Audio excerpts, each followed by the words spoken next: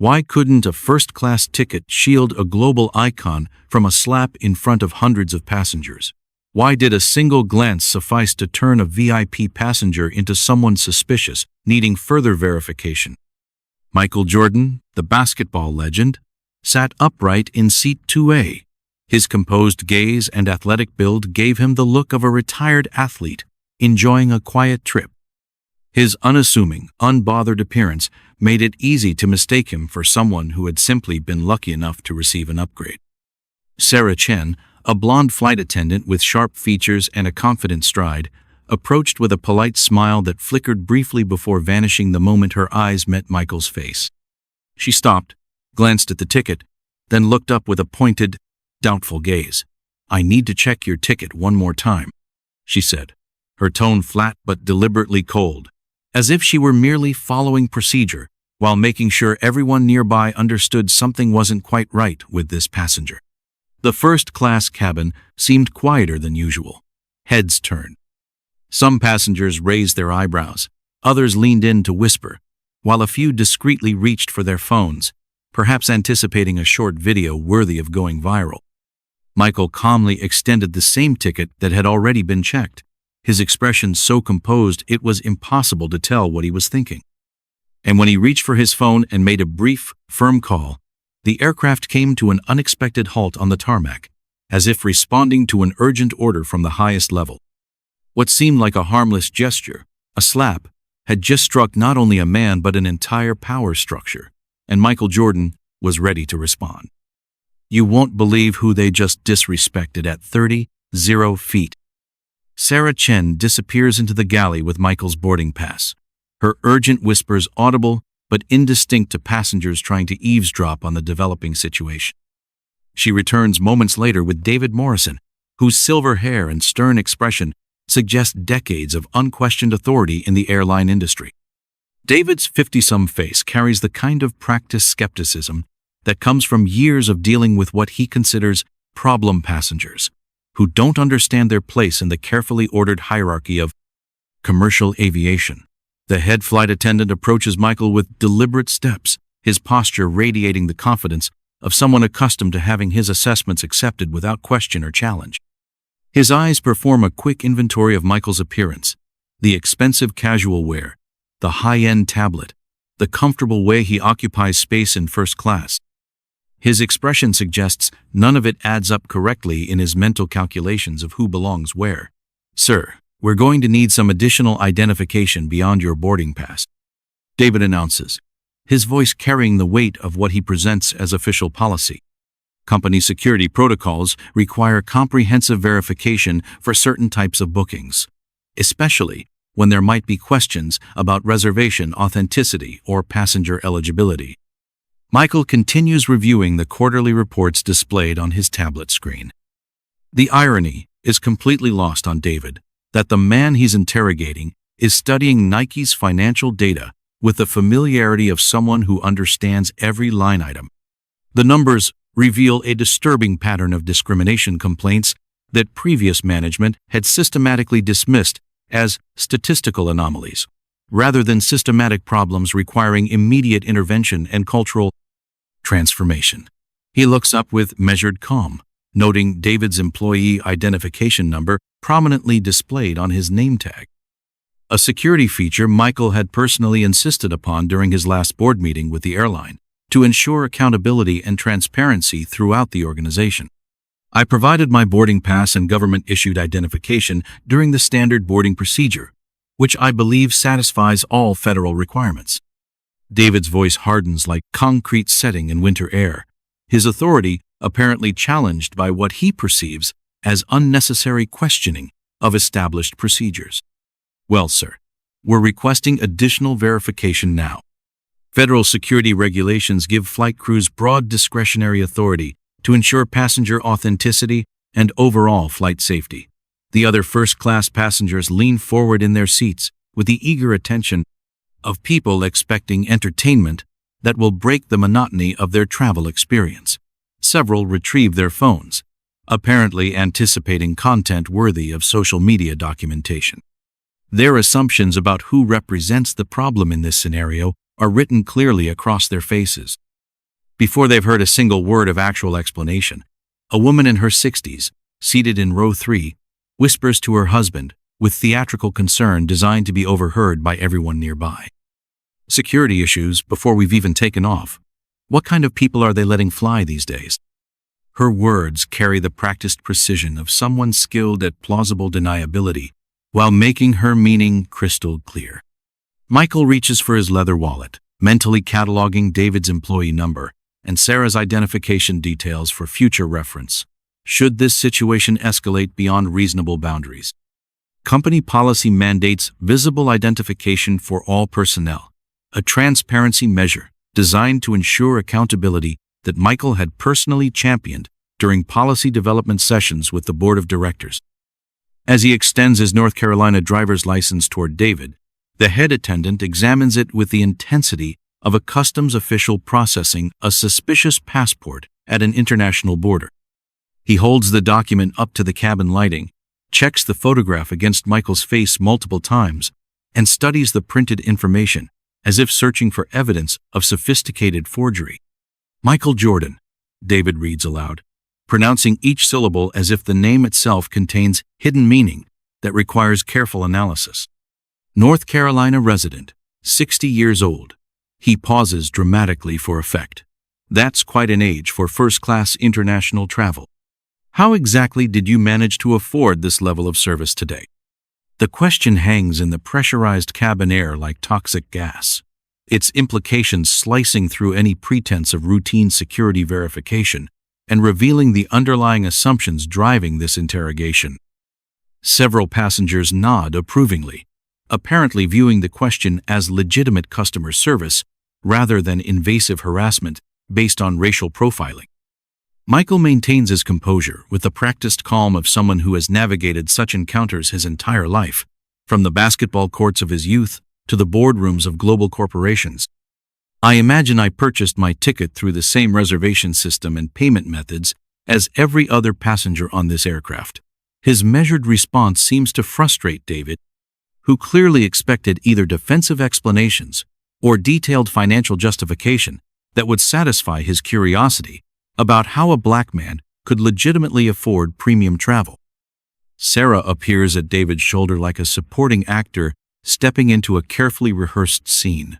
We just want to ensure there wasn't some kind of mistake with our booking system, Sarah adds, her tone suggesting helpful concern, while her words carry entirely different implications about eligibility and deservingness.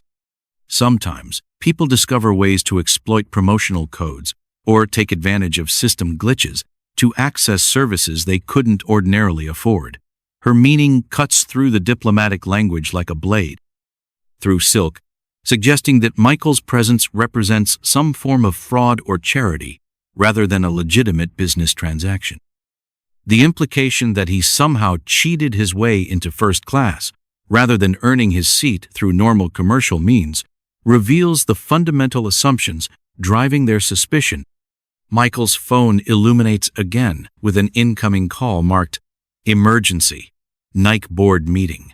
The timing couldn't be more critical. This is the day Nike planned to announce his new role as a special advisor to the CEO, to company leadership, industry analysts, and financial media outlets worldwide. He declines the call while maintaining perfect composure, internally calculating the cascading effects of each delayed minute on corporate communications and shareholder confidence. The elderly businessman in seat 2D observes the entire exchange with obvious approval, nodding at what he perceives as appropriate crew diligence in maintaining the standards and exclusivity that justify his premium ticket price. His satisfaction suggests he views Michael's presence in first class as an anomaly requiring correction rather than a normal business transaction between customer and airline. David Morrison returns to Michael's vicinity with the persistence of storm clouds gathering before a hurricane. His hovering presence creates an atmosphere of surveillance that other passengers interpret as validation of their growing suspicions about the man in seat 2A. The head attendant's body language communicates authority and suspicion in equal measure, suggesting that his initial assessment has been confirmed rather than resolved. Michael continues his review of Nike's comprehensive financial reports, his calm professionalism creating a stark contrast to the circus developing around him. The quarterly data reveals customer complaint patterns that clearly indicate systematic discrimination issues across multiple departments and geographic regions, painting a picture of institutional problems that extend far beyond individual employee bias. Sir, federal aviation regulations require me to ask you to stow that electronic device immediately, David announces with newfound confidence, his voice carrying the weight of official authority. All personal electronics must be secured during taxi operations and takeoff procedures for the safety of all passengers and crew members. Michael glances around the first-class cabin with practiced observation skills honed through years of corporate crisis management.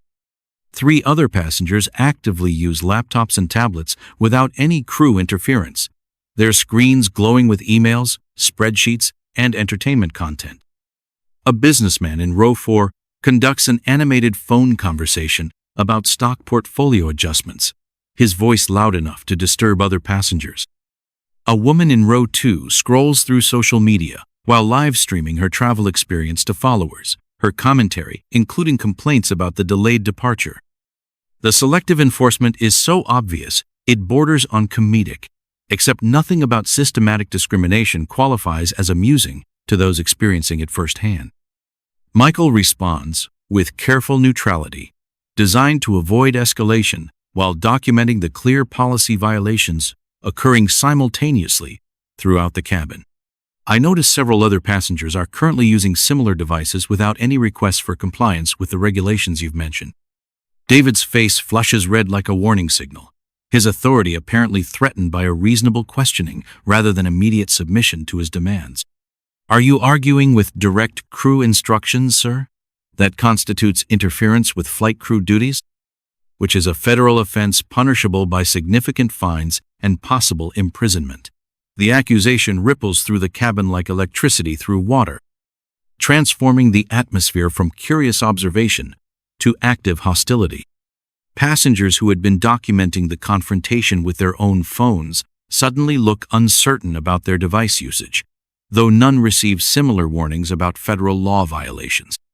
Despite identical behavior, Michael remains perfectly motionless, his hands visible on the armrests in a gesture of non-threatening compliance that should satisfy any reasonable security concern. I'm simply requesting clarification about policy application procedures. I'm completely willing to comply with any regulation that applies consistently to all passengers without discrimination. His reasonable response seems to infuriate David further, as if calm rationality represents a form of resistance requiring immediate escalation to higher authorities. The head attendant signals Sarah with the subtle communication of crew members who have coordinated such scenarios multiple times before. Sarah approaches with an expression of concern that belongs in a soap opera rather than a commercial aviation setting, her face suggesting serious worry about passenger safety. Despite the complete absence of any threatening behavior, her dramatic demeanor attracts additional attention from passengers who begin forming opinions based on crew reactions rather than observed facts. We've received multiple reports about aggressive and confrontational behavior from this passenger, she announces loudly enough for the entire first-class section to hear every word. Federal aviation security protocols require immediate intervention when passengers display potentially threatening conduct that could compromise safety. Michael hasn't raised his voice, made sudden movements, or displayed anything resembling aggression during the entire encounter. His threatening conduct consists entirely of existing while black in first class and asking reasonable questions about inconsistent policy enforcement that any passenger might reasonably request. Could you specify what aggressive behavior you're referencing? Michael asks, maintaining the same calm tone he's used throughout the encounter, while internally documenting every false accusation for potential legal proceedings. Sarah and David exchange glances like actors who have forgotten their lines in a play they've performed countless times before. The direct question exposes the completely fabricated nature of their accusations, but they've committed too deeply to their narrative to retreat gracefully without losing face. Your confrontational attitude toward crew authority and persistent refusal to follow federal safety instructions David improvises, apparently believing that repeating variations of the same baseless accusations will eventually make them true through sheer repetition. We maintain zero tolerance for passenger intimidation of flight personnel. The air marshal materializes as if summoned by some invisible signal that only crew members can detect. Officer Rodriguez, a stocky man whose weathered face suggests extensive experience with actual security threats, approaches with his hand resting casually near his service weapon, his demeanor suggesting genuine concern about reported passenger problems. "Sir, I need you to remain completely calm and cooperative with all crew instructions," Rodriguez announces in the authoritative tone reserved for genuine threats to aircraft security. "We've received reports of disruptive behavior that could potentially compromise flight safety and passenger well-being." Michael looks at the federal officer with something approaching disbelief, the situation having escalated from discriminatory treatment to potential federal charges based on completely fabricated accusations. The involvement of federal law enforcement transforms a customer service issue into a potential criminal matter with serious consequences. "Officer Rodriguez, could you specify what disruptive behavior has been reported?" Michael asks with the same measured calm he's maintained throughout the ordeal, his legal training helping him navigate the increasingly complex situation. Rodriguez hesitates, clearly unable to articulate anything concrete beyond vague crew allegations that lack specific details or supporting evidence. His training emphasizes supporting flight crew assessments, but his professional experience with actual security threats suggests something fundamental is wrong with their characterization of events. The confrontation reaches its inevitable breaking point when Michael makes the simple request for a glass of water he had politely requested over an hour earlier. His reasonable inquiry triggers Sarah Chen's complete abandonment of any pretense of professional behavior or customer service standards. "Listen carefully," Sarah says, her voice cutting through the cabin's tension like a surgeon's scalpel. "I don't know how you managed to get that seat, but this is first-class service. We provide hospitality to people who actually belong here and can appreciate the premium experience we offer." The words strike the cabin like a physical blow, causing conversations to stop mid-sentence and drawing the attention of passengers throughout the aircraft who sense that something significant is happening. Even the constant hum of the engines seems to quiet in response to the naked prejudice hanging in the pressurized air like poison gas. Michael feels the familiar sting of a lifetime's accumulation of such moments.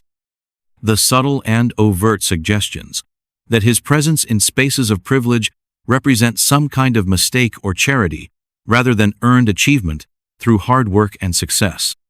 But his voice remains steady with the dignity of someone who refuses to be diminished by ignorance.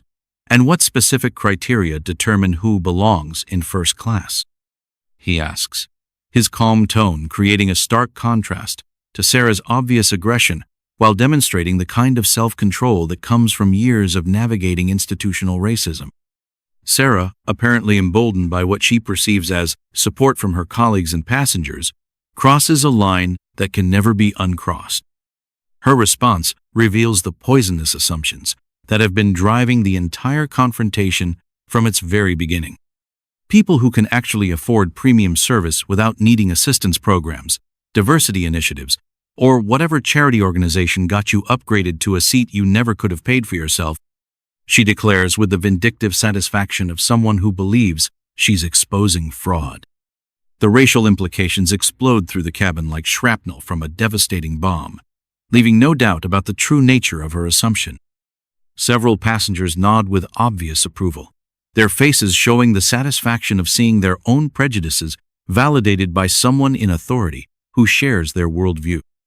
A few begin recording more actively with their phones, anticipating viral content about an entitled passenger being appropriately corrected by professional crew members who understand proper social hierarchy. They have no comprehension that they're documenting systematic discrimination rather than justified enforcement. Michael absorbs the blow with the practiced grace of someone who has survived countless similar attacks throughout his life. From childhood encounters with prejudice to professional environments where his qualifications were constantly questioned. His response demonstrates the kind of dignity that comes from deep inner strength rather than defensive anger. "I see," he says with a devastating calm that reveals more strength than any angry response could demonstrate. "And you determine my financial status and eligibility for first-class service based on what? Specific information from my reservation or identification documents?" David Morrison senses an opportunity to deliver what he believes will be a finishing blow to Michael's resistance and establish his authority once and for all. His intervention carries the weight of official airline policy and federal authority that should end any further questioning. "Sir, your attitude has become increasingly disruptive and confrontational," David declares with the confidence of someone who believes he holds all the cards in this confrontation. Federal aviation regulations grant flight crews broad authority to remove passengers who pose threats to flight safety, crew operations, or passenger comfort. The accusation is devastating in its complete disconnection from reality, representing the kind of institutional gaslighting that transforms victims into perpetrators through pure assertion. Michael hasn't raised his voice, used profanity, made threatening gestures, or displayed anything remotely resembling disruptive behavior. His attitude consists entirely of asking reasonable questions while black. The elderly businessman in seat 2D decides to share his wisdom with what he perceives as a younger generation lacking proper respect for authority and social hierarchy. His intervention carries the weight of assumed moral authority based on age and perceived social status.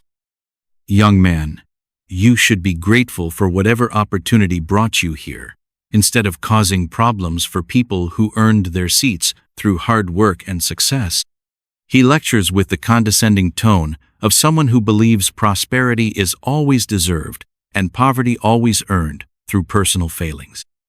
His patronizing speech drips with the assumptions of someone who views success as a zero-sum game, where Michael's presence somehow diminishes his own accomplishments and rightful place in the social order. The lecture reveals decades of accumulated privilege disguised as wisdom. Michael stands slowly, his 6'6" frame commanding attention throughout the first-class cabin. But instead of the anger or frustration his tormentors clearly expect and hope to provoke, he displays something that unnerves them far more completely: absolute calm and unshakable self-control. He retrieves his phone with deliberate movements and places a call that connects immediately on the first ring, as if the person on the other end has been waiting specifically for his contact. The immediate connection suggests the kind of high-level access that most people never experience. "This is Michael," he says quietly, but his tone shifts with subtle authority that suggests natural leadership rather than defensive posturing. "I need you to patch me through to legal immediately." "Yes, I'm fully aware of the board meeting situation. There's a developing incident that takes absolute priority over our scheduled announcements." Sarah and David exchange nervous glances for the first time since the confrontation began, their confidence beginning to waver as they notice details they had previously dismissed. The quality of Michael's phone, his calm demeanor under intense pressure, his natural assumption that important people will take his calls immediately, and the unmistakable authority in his voice begin planting seeds of doubt in their previous certainty. David Morrison's accusations of threats and intimidation attract the attention of passengers throughout the entire aircraft, creating a ripple effect that transforms a first-class confrontation into an airline-wide spectacle. Word spreads through economy and business class like wildfire that there's a serious security situation developing in the premium cabin that may affect everyone's travel plans. Sarah Chen capitalizes on the expanding drama by using the aircraft's public address system to make a cryptic announcement that further inflames tensions and brands Michael as a problem passenger in the minds of 300 travelers who have no context for the situation. "Ladies and gentlemen, we want to take this opportunity to remind all passengers about the critical importance of full compliance with federal aviation regulations and crew instructions," she announces, her voice carrying the subtle implication that someone is currently refusing to comply with legitimate safety requirements. The announcement effectively turns the entire aircraft against Michael without stating any verifiable facts about his behavior or the nature of the alleged safety violations. Passengers throughout the plane begin looking toward first class with curiosity and growing irritation about potential delays. A second flight attendant, Jennifer Walsh, emerges from the galley to join the growing crew huddle around Michael's seat. She hasn't witnessed any of his alleged misbehavior, but immediately aligns herself with her colleagues in a display of institutional solidarity that prioritizes crew unity over passenger rights or accurate assessment of the situation. We need to document every aspect of this situation thoroughly for the comprehensive federal report, Jennifer declares, treating Michael like a criminal case study rather than a paying customer experiencing systematic discrimination. Her approach suggests this isn't her first experience with such scenarios, and her immediate assumption of Michael's guilt reveals training or culture that shapes crew responses. The captain's voice crackles through the aircraft's communication system, his tone suggesting genuine concern about the reported security situation in his cabin. Folks, we may experience a slight delay in our arrival schedule due to passenger issues that require resolution on the ground with federal law enforcement authorities. Michael realizes they're constructing a comprehensive case against him that could result in arrest, placement on terrorism watch lists, federal prosecution, and public humiliation that would follow him throughout his career. The systematic nature of their approach suggests extensive experience with such character assassination techniques. David escalates the confrontation by demanding Michael relocate to an economy seat for the safety and comfort of other passengers who have paid premium prices for first-class service. When Michael requests the specific federal regulation requiring such involuntary relocation, David cannot provide one, because no such regulation exists in aviation law. Failure to comply with crew instructions regarding passenger safety constitutes a federal felony under aviation security statutes. David threatens, apparently believing that invoking federal law will eliminate any further resistance to his demands while establishing his ultimate authority. Michael observes the masterful construction of their systematic discrimination. Every request is impossible to fulfill perfectly. Every response is interpreted as resistance. Every reasonable question is characterized as arguing with authority. And every attempt at civilized dialogue is reframed as threatening behavior, requiring federal intervention. His phone rings again with increasing urgency. The caller identification displays emergency line, Nike board chair. Michael looks directly at David before answering, his composure unshaken by the mounting pressure from multiple directions. I need to take this call. It involves genuinely urgent business matters that cannot be delayed, he states with a calm authority that suggests familiarity with high-stakes decision-making. David smirks with the satisfaction of someone who believes he's winning a game whose rules only he understands. Nothing could possibly be more urgent than following federal aviation safety protocols and complying with crew instructions for passenger security. The irony is completely lost on him. He's preventing one of Nike's most influential figures from attending the board meeting that will officially announce his new strategic role to lead the company and transform its culture. The delay affects not only corporate governance, but shareholder communications and market confidence. Other passengers become increasingly hostile as the confrontation extends beyond their patience for in-flight entertainment. A woman in her 60s loudly complains to anyone within hearing distance about declining standards and inadequate passenger screening procedures. This is exactly why service quality is deteriorating everywhere you look, she announces, with the authority of someone who believes her opinion carries special weight. Let anyone purchase first-class tickets, and this is what happens to the entire travel experience. A businessman adds his perspective with the confidence of someone accustomed to having his views validated by others in his social circle. In my day, people understood their place in society and were grateful for opportunities instead of making demands and causing disruptions. Their comments reveal the underlying social dynamics that make systematic discrimination possible. The assumption that Michael's presence represents some kind of unwanted social advancement that threatens their rightful position in the established hierarchy. Michael realizes this confrontation extends far beyond 3 prejudiced employees. It represents a corporate culture that this airline has allowed to fester throughout its organization for years, creating an environment where discrimination feels natural and justified to those who practice it. Jennifer begins photographing Michael from multiple angles for comprehensive security documentation purposes, treating him like evidence at a crime scene rather than a passenger experiencing harassment. Her methodical approach suggests training in building cases against passengers who don't comply with crew expectations. When he objects to unauthorized photography of his person, she claims it represents standard federal security protocol for documenting disruptive passenger behavior. Michael knows aviation law better than most corporate executives. There is no such protocol for photographing passengers without consent outside of specific security situations. The air marshal approaches again with heightened concern about the escalating situation he's been told represents a genuine security threat. "Sir, I'm going to need you to remain seated with your hands visible on the armrests at all times." Michael complies without argument, while asking a perfectly reasonable question that exposes the fabricated nature of the security protocols being applied to him. "Officer Rodriguez, what specific federal regulation requires passengers to keep their hands visible while seated during normal flight operations?" Rodriguez cannot answer because no such regulation exists outside of specific security situations involving actual threats to aircraft safety. He's being systematically manipulated by crew members who understand that most passengers don't know the actual scope and limitations of federal aviation law.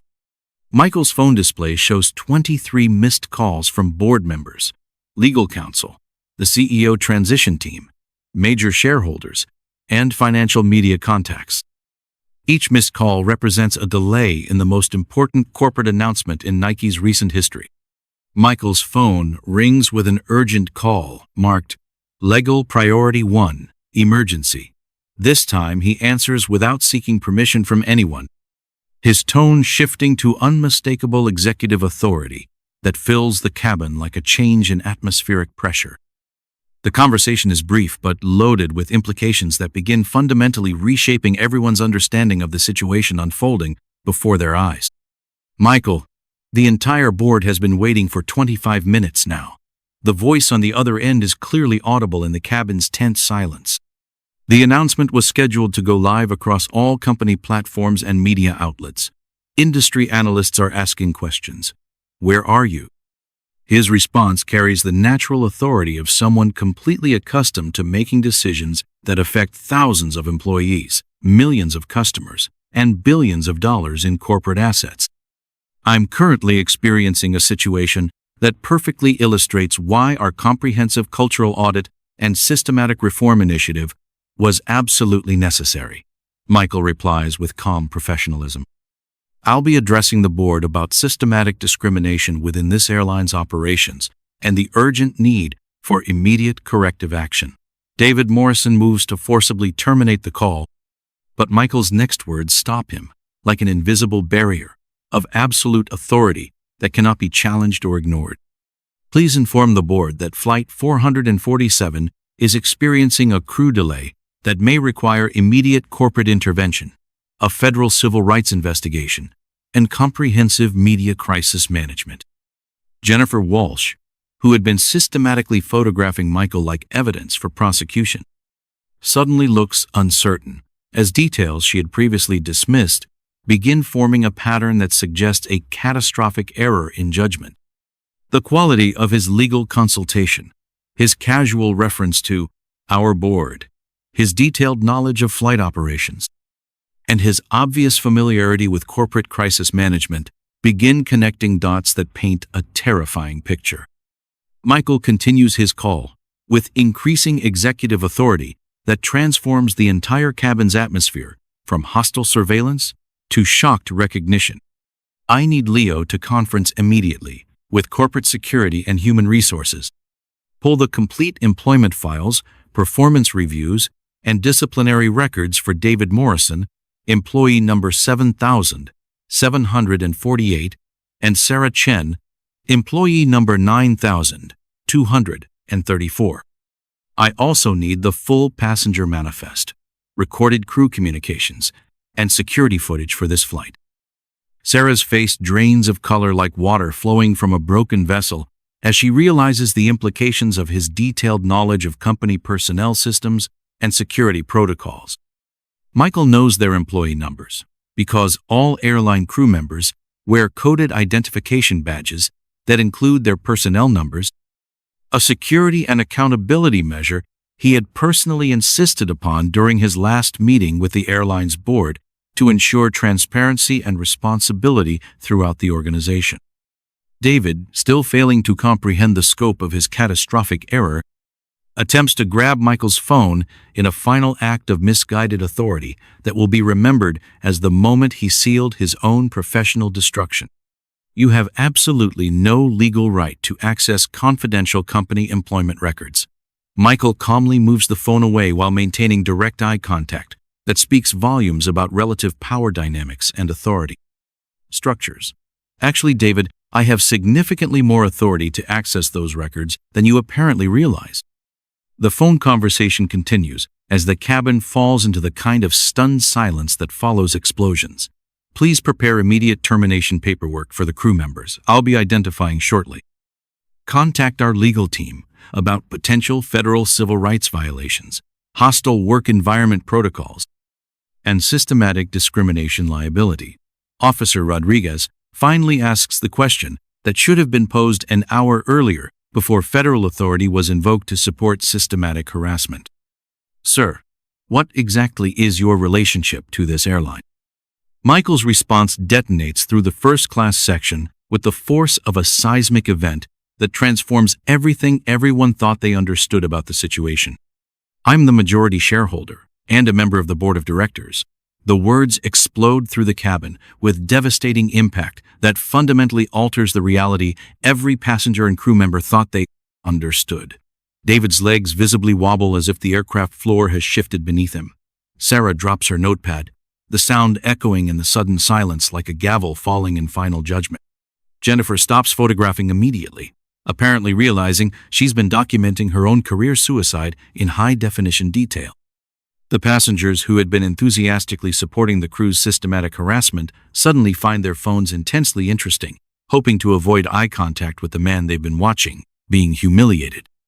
Michael stands with natural authority and addresses the entire cabin in a voice that commands immediate attention from every person on the aircraft. Ladies and gentlemen, I apologize for this unfortunate delay. I'm Michael Jordan. What you've witnessed today represents exactly why this airline is implementing comprehensive, company-wide cultural reform. He turns to David with the measured authority of someone who has just watched an employee systematically destroy their own career through willful prejudice and institutional arrogance. You are correct about one thing, David. This delay will absolutely be documented in detail. Every conversation, every decision, every assumption made will be thoroughly reviewed by federal investigators, our legal team, and civil rights organizations. As Flight 447 continues toward its destination, the full scope of consequences begins unfolding with the methodical precision of a carefully planned corporate restructuring. Michael returns to his seat, but now receives the desperate attention of remaining crew members who realize they're witnessing career-ending events unfold in real time. Officer Rodriguez escorts David Morrison, Sarah Chen, and Jennifer Walsh to economy seats typically reserved for unruly passengers who pose genuine security risks. The role reversal is stark and deliberate. They are now the ones being monitored, documented, and treated as potential threats to flight safety and passenger well-being. Other crew members distance themselves with the urgency of people fleeing a contagious disease, clearly understanding that professional association with the terminated employees could end their own careers through guilt by association. Flight attendants who had remained silent during the systematic harassment now express horror at their colleagues' actions. Michael receives a priority call from the airline's head of human resources, her voice carrying the weight of institutional failure and potential legal liability. We've pulled their complete employment files, performance reviews, and disciplinary records. David Morrison has 3 formally documented complaints for discriminatory behavior that were inadequately addressed by previous management. Sarah Chen has 2 substantiated complaints from minority passengers. Jennifer Walsh was already on probation for inappropriate conduct toward passengers from protected classes. The systematic nature becomes crystal clear. This wasn't an isolated incident of individual prejudice, but a documented pattern of institutional discrimination. Word spreads through the cabin and beyond, via social media with a viral velocity that exceeds the aircraft's cruising speed. Passengers who had recorded the initial confrontation begin posting videos with captions like "Michael Jordan experiences discrimination on airline he owns," and "Racist flight attendants meet their boss." The hashtags Airborne Accountability, Justice @30,000 and Jordan Fies Racism begin trending within minutes, accompanied by millions of views and shares across multiple platforms. The story spreads faster than the aircraft itself can travel, reaching news outlets and industry analysts before the plane reaches its destination. The elderly businessman who had delivered condescending lectures about gratitude and social hierarchy approaches Michael with visible discomfort and genuine embarrassment about his earlier behavior. "I want to sincerely apologize for my inappropriate comments earlier. I made assumptions based on appearances that were completely wrong." Michael stops him with a gentle authority that contains no vindictiveness or desire for revenge. "Sir, I genuinely appreciate your apology and the courage it takes to admit mistakes publicly. The important question moving forward is whether you'll make those same assumptions about the next Black professional you encounter." Several passengers who had enthusiastically supported the crew's systematic harassment now avoid eye contact entirely, apparently hoping their recorded support for discrimination won't follow them beyond the aircraft. Most seem more concerned about their own viral infamy than expressing genuine remorse for their role in perpetuating injustice. David attempts to send text messages from his personal phone, likely trying to control the narrative or warn industry contacts about his termination and the circumstances surrounding his dismissal. Rodriguez confiscates the device according to standard security protocol for terminated employees traveling on company aircraft. Sarah breaks down crying as the reality of losing her career and facing a federal civil rights investigation finally penetrates her shock and denial. Michael observes her distress without satisfaction. He takes no pleasure in anyone's professional destruction, but recognizes that serious consequences are essential for creating systematic change. Within 24 hours, David Morrison, Sarah Chen, and Jennifer Walsh face federal civil rights charges, industry-wide professional blacklisting, and a viral infamy that destroys their career prospects in aviation and hospitality. Their LinkedIn profiles are flooded with negative comments from industry professionals, publicly distancing themselves.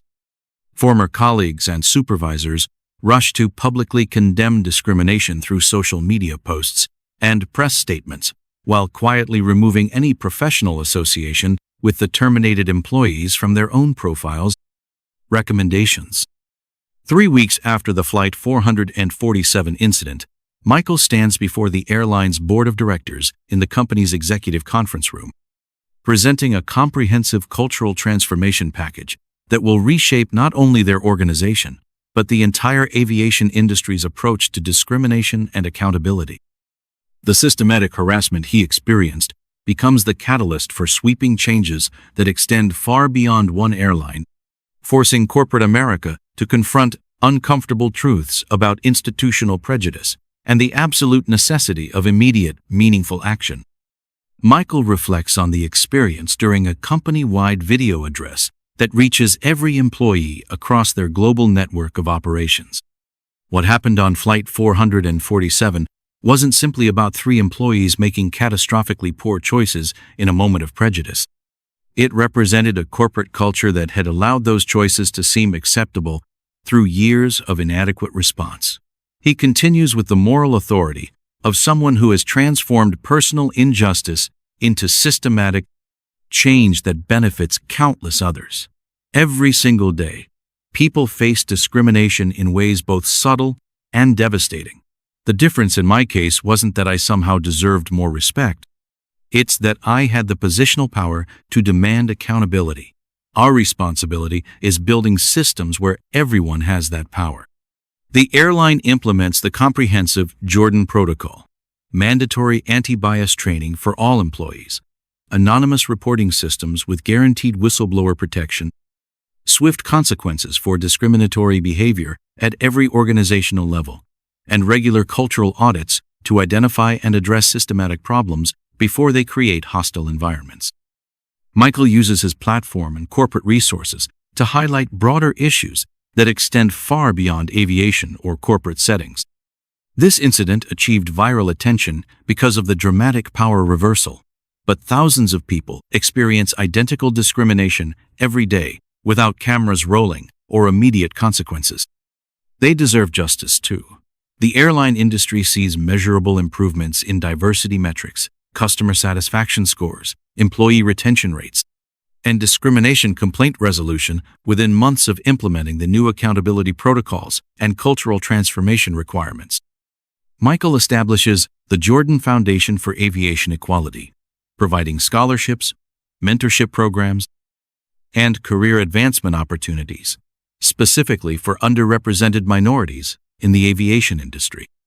The terminated employees' former positions are filled through this program with candidates who embody the values the airline now demands.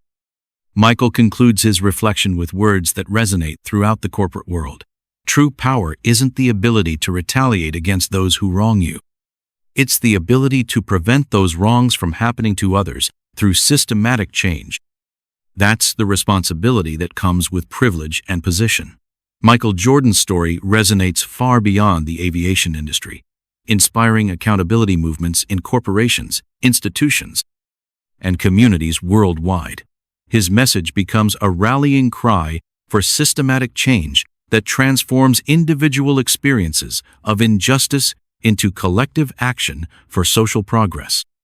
The next time you witness discrimination in any form, ask yourself this critical question: what would I do if I had the power to change this situation completely? Then remember the most important truth of all. You absolutely do have that power, and using it is your moral obligation. He challenges viewers with specific, actionable steps that transform passive observation into active resistance against systematic injustice. Document discrimination when you see it happening. Speak up for those who cannot safely speak for themselves. Use whatever platform you have, social media, your workplace, your community organizations to demand better from the institutions that serve us all.